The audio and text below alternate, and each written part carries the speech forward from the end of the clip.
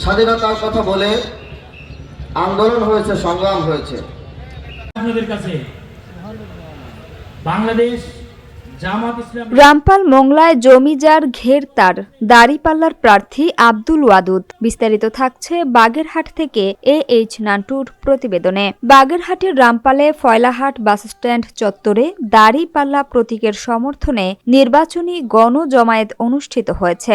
বাংলাদেশ শ্রমিক কল্যাণ ফেডারেশন রামপাল উপজেলা শাখার উদ্যোগে নির্বাচনী শ্রমিক গণজমায়েতে প্রধান অতিথির বক্তব্যে জামায়াতে ইসলামী মনোনীত ও 11 দলীয় নির্বাচনী ঐক্য সমর্থিত প্রার্থী অ্যাডভোকেট মাওলানা শেখ আব্দুল ওয়াদুদ বলেন, এই রাস্তাকে আমরা টেকসই উন্নয়নের মধ্য দিয়ে আমরা 4 লেনে উন্নত করব, বিমানবন্দরকে চালু করব, আমরা মোংলায় ঝুলন্ত ব্রিজ করব, মোংলা বন্দরকে মোংলা আধুনিক বন্দরে রূপান্তরিত করব।